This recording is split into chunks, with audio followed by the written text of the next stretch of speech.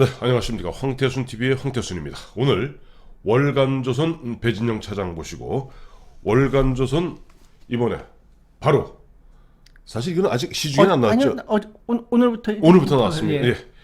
2월 18일 오늘부터 시중에 나와 있는 월간조선 3호로 굉장히 이번에도 보니까 상당히 읽을 거리 정말 풍부한 월간조선 3호로 갖고 우리 한번 어떤 내용들이 있는지 우리 배진영 차장과 함께 짚어보도록 하겠습니다. 예.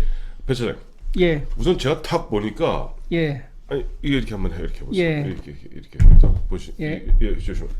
눈에 딱 띄는 게 국정원 국세청의 DJ 즉 김대중 비자금 뒷조사 재판 기록을 보다. 네. 또 확 눈에 띄고요. 두 번째 네.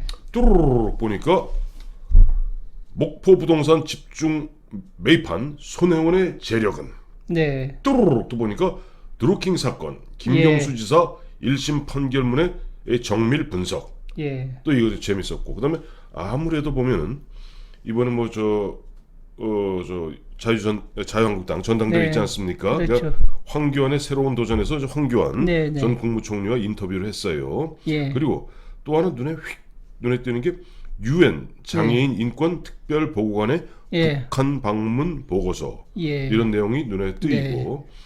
그 다음에 보면 역시 3.1운동 이번에 올해가 이제 예. 100주년이다 보니까 네. 3.1운동 100주년 특집으로 3.1운동을 다시 생각한다. 이승만과 3.1운동 등 해서 특집으로 아마 좀 네. 꾸며진 것 같고 제일 마지막 보니까 이게 사실 눈이 제일 섹시한데요. 예. 원조 타짜가 예. 말하는 도박의 세계. 예. 그야말로 풍부한 읽을거리 네. 있는 것 같습니다. 하나하나 짚어주시죠. 예.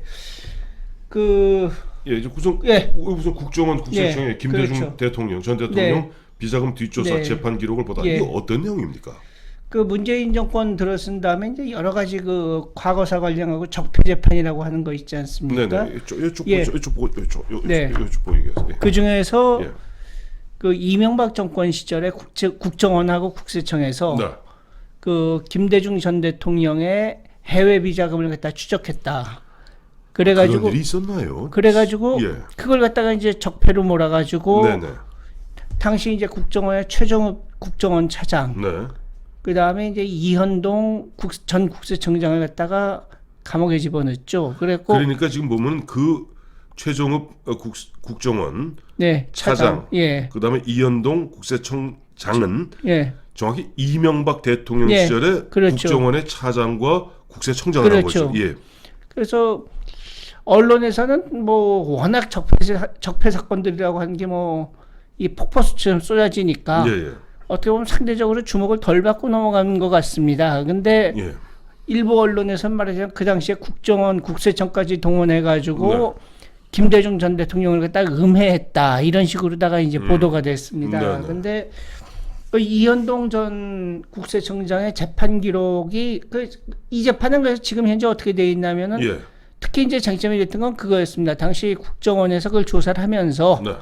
이현동 국세청장한테 이제 국정원 돈을 줬다. 칼비. 예. 예. 그래서 그걸 이제 국고 손실 이런 걸로 이제 집어넣는데 네. 이현동 전 국세청장에 대해서는 이제 무죄 판결이 나왔고요. 1심에서. 예. 그다음에 이제 최종업 차장도 최근에 이제 보석으로 나왔습니다. 네. 그래서 어떻게 보면 사실 건도 안 되는 걸 갖고 엮어넣었다 하는 생각이 드는데. 잠깐만 좀 중간에 하도 저도 보면 아까 우리 예. 배 차장 말씀대로 저같이 보면은 방송을 쭉 해오던 사람도 예. 물론 보면 문재인 예. 정부 들어서 방송에 막 입이 묶여졌습니다만은 이제 유튜브 하기 전에는 사실은 그 뭐 최종업 이현도의 감옥에 갔었나 할 정도로 좀 그렇죠. 까맣게 잊어먹고 있었어요. 그렇죠. 워낙 뭐 블랙리스트다 뭐다 해서 엮어낸 사건들이 많으니까요. 많지 그런데 않았습니까? 예. 그래서 이거는 어떻게 보면 상대적으로 주목을 좀 덜 받은 것 같은데. 예. 뭐 내용은 간단하게 말씀드리면 이겁니다. 그러니까 이제 이명박 대통령 시절 네. 원세훈 씨가 이제 국정원장을 하던 시절에 그렇죠. 이제 해외 국정원 정보관들이 나가 있지 않습니까? 그렇죠. 거기서 이제 첩보가 들어온 겁니다. 미국에 DJ의 비자금이 있다. 얼마? 서부에 6억 달러, 서부에 6억 달러가 동부에 7억 달러, 도합 한 13억 달러. 13억 달러가 우리 있고 돈으로 한 그렇죠. 1조 한 4천억, 그렇죠. 1조 4천억 정도의 그렇죠. DJ 비자금이 있다는 첩보가 예, 그러고 예. 요거를 관리하는 사람이 있고 예. 그 다음에 김홍걸 씨의 회사를 통해서 네.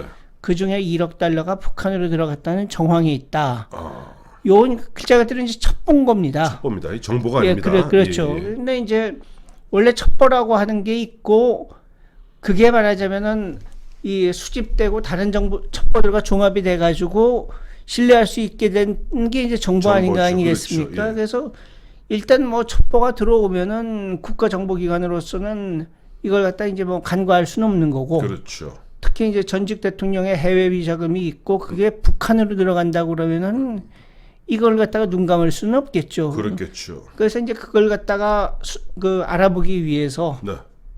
국정원이 나서고 그다음에 이제 돈 관계면은 이제 미국에서는 아시다시피 벌크 캐시라고 그러죠. 그 거액의 덩어리 돈들이 움직이는 걸 갖다가 체크할 수 있는 건 국세청 아니겠습니까? 그렇죠. 그렇게 된다고 그러면 이제 우리 쪽 국세청하고 어떤 그 협조 관계라든지 인맥 같은 게 있을 수 있으니까 네네. 국정원 쪽에다가 국정원에서 국세청 쪽에다가 업무 이거 협조, 하는지 좀 알아볼 수 있는 사람 없느냐? 업무 협조를 그렇죠. 구하고, 예. 그래서 미국 국세청에 한국계 국세청 미국 국세청 직원이 있어가지고 네, 네. 뭐 일종의 그 사람을 포섭을 해가지고 이것저것 이제 알아본 거죠. 그래서 이제 검찰은 한마디로 말해서 이 깜도 안 되는 정보, 허위 첩보를 가지고서는 그걸 갖다 조사한다고 국정원하고 국세청이 나서고 그 과정에서 돈을 쓴 게 국고 손실이다. 국정원 특활비를 쓴 것이 예. 국고 손실이다. 예. 그런데 이제 이현동 국세청장에 대해서는 1심 무죄. 예. 네, 최종읍 예. 국세청 국정원. 국정원 차장, 그러니까 대외 차장이죠. 예, 그렇죠. 국정원 차장에 대해서는 일단 보석. 예. 이렇게 되어 있군요. 그래서 요 내용을 보면 그 안에 네. 뭐 평양 과기대라든지 예. 또 뭐 이제 뭐 김대중 씨 관련되는 사람들 여러 사람들 이름들이 등장을 하고 네네. 지금 뭐 이게 단정적으로 이 김대중 비자금이 해외에 있었다 여부를 갖다 단정할 수 있는 단계는 아닙니다. 그렇죠. 다만 이제 그걸로다가 이렇게 재판이 됐었고 이 법원에서 이제 무죄가 나온 건데 네. 이걸 갖다가 과연 이제 적폐로다가 처벌하려고 그런 게 온당하냐.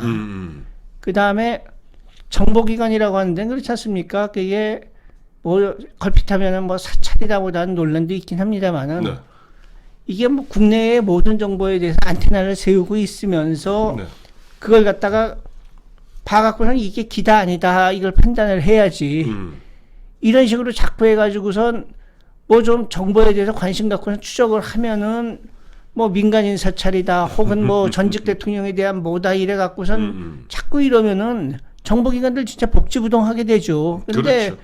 그게 국가 안보하고 관련되는 문제들 또 안보라고 하는 게 여러 가지 있지 않습니까? 네. 그래서 이런 문제들에 대해서는 어떤 정보기관의 본연의 업무가 어디까지인가 이것도 한번 좀 생각해 볼 필요가 있는 거고. 그렇죠.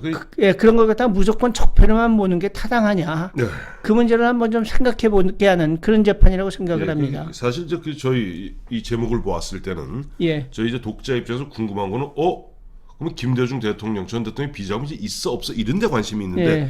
지금 말씀하신 대로 보면 이제 적폐 이 수사는 뭐냐니까 그걸 알아봤다 안 봤다 이거 아니에요 지금. 예. 근데 그런 첩보가 있었던 것만은 사실인 것 같고 예. 실제로 그러면 그런 첩보에 대해서 진위를 갖다가 뭐 확인하려는 그런 예. 노력들은 없었나요? 그 첩보 증인으로 확인하기 위한 노력이 노력인데 그 노력 그걸 적폐로 문 거죠.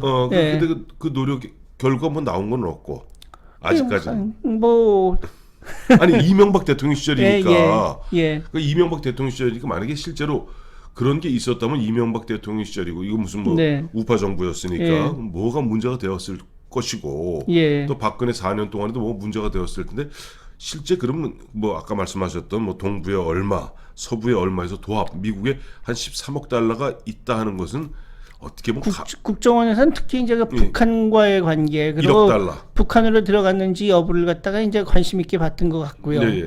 뭐 그런 관계에 대해서 이제 뭐 김홍걸이나 이런 쪽에 대해서도 이제 알아본 것 같은데 네. 뭐 당연히 그쪽에서는 우리는 뭐 아니다라고 부인을 했죠. 네. 하여튼 그래서 어쨌든 이번 네. 월간조선 3호로 네.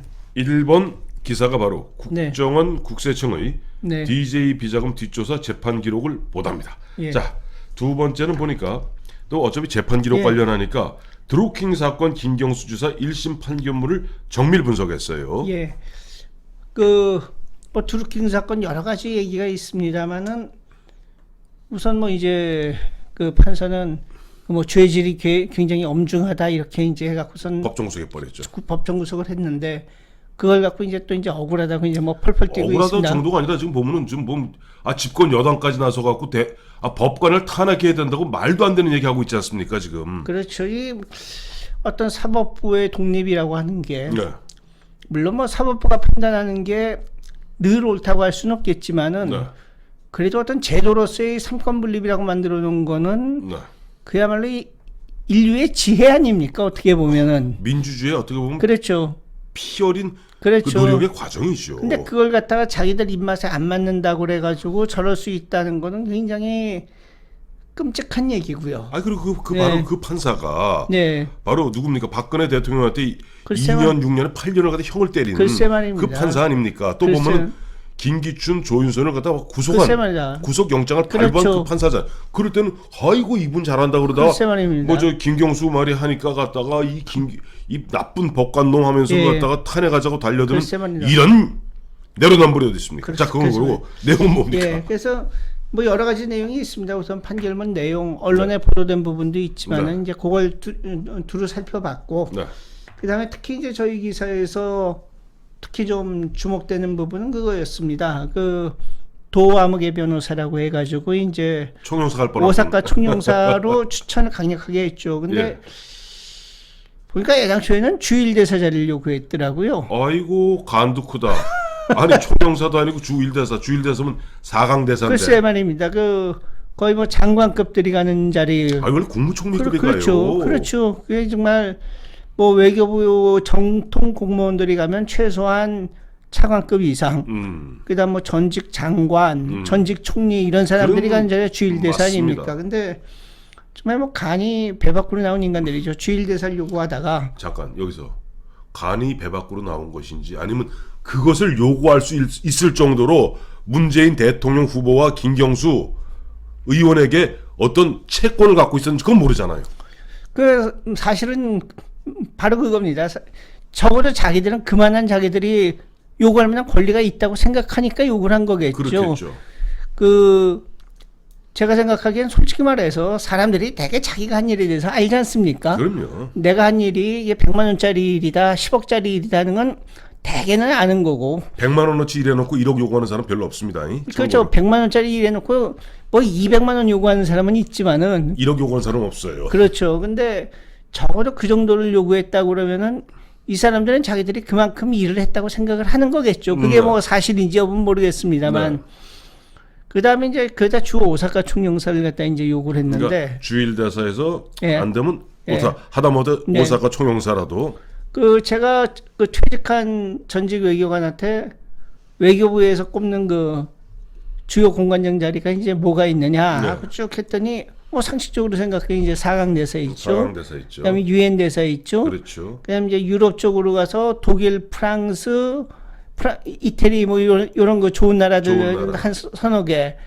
그 다음으로 꼽는 게 주 뉴욕 총영사하고 주 오사카 총영사라고 그러더라고요. 그렇죠. 그러니까 공관장 자리로서는 탑 10 안에 드는 자리 중에 하나가 주 오사카 총영사입니다. 그렇습니다.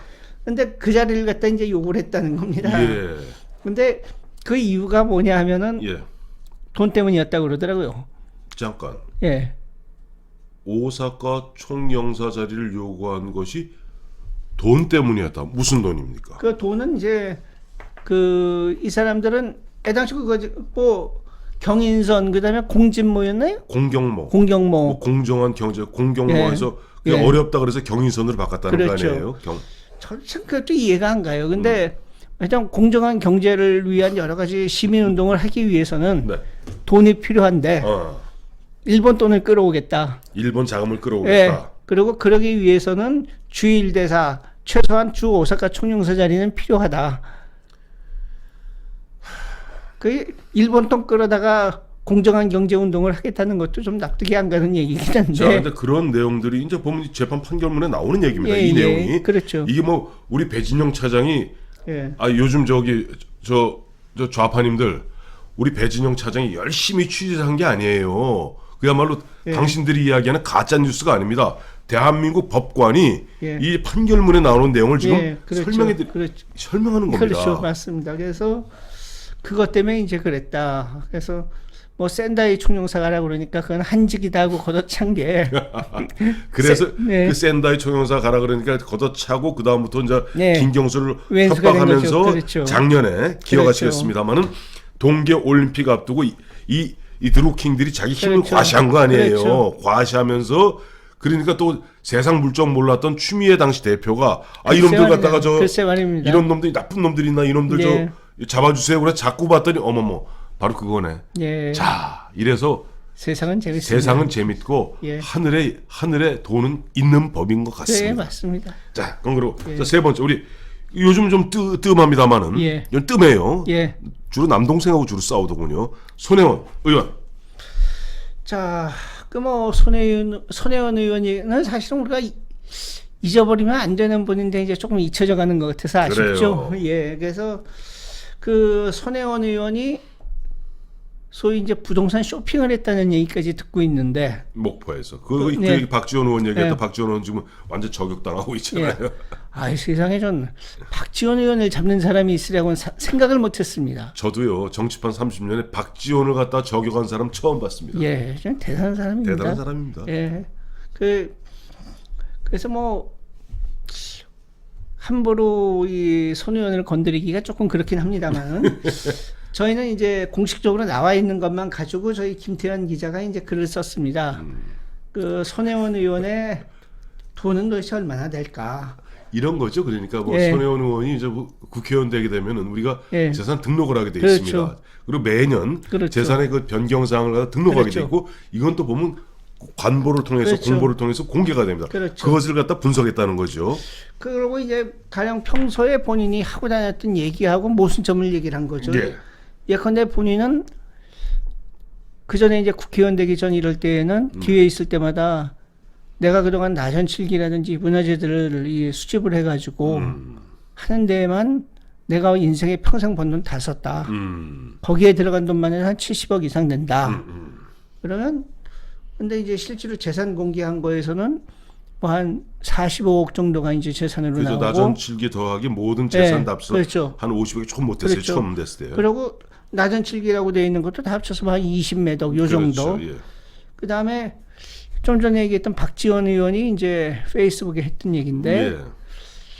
어떤 자리에 나갔더니 네. 명품 시계를 차고 나왔더라. 네. 한 7천만 원 된다 그러더라. 그런 것도 몇 개 있다 그러더라고요. 그러면서 예. 내가 이 명품 시계 컬렉터인데 이런 거 한 30개 갖고 있다. 그러니까 대강 계산만 해도 20억은 넘어간다. 근데 국회 재산 공개할 때에는 명품 시계 3개 합쳐서 7천만 원 네. 이렇게 신고를 했다. 이런 식으로 해가지고 예. 지금 말씀드린 것처럼 이 본인이 평소에 얘기하고 다니던 거 그런 것과 네. 그다음에 이제 그 재산 공개나 이런 거에서 차이 나타나는 그 상이점 이런 것들을 갖다가 꼼꼼하게 짚은 그런 기사입니다. 참고로 이제 재산 등록, 예. 재산 등록 우리 이제 국회의원 공직자 예. 재산 등록 제도를 만든 건 전도 안 됩니다. 그런데 실제 이걸 공개하게 된 게 YS대예요. 그렇죠. 그때는 뭐 공개한다 그러니까 의원들이 기절 초풍을 했어요. 저도 예. 그때 국회 보좌관으로 예. 있을 텐데 그러다 보니까 그 전에 등록만 하면 되는데 이젠 공개한다 그렇죠. 그러니까 이게 틀리면 안 되잖아요. 그렇죠. 이게 어떻게 하든지 이러면 분식하려고 듭니다. 네. 뭐 예를 들어서 고급 시계가 예를 들어 롤렉스가 10개 있다고 그런들 네. 그 신고 다 합니까? 누가 와서 찾아볼 거예요? 네. 그런 겁니다.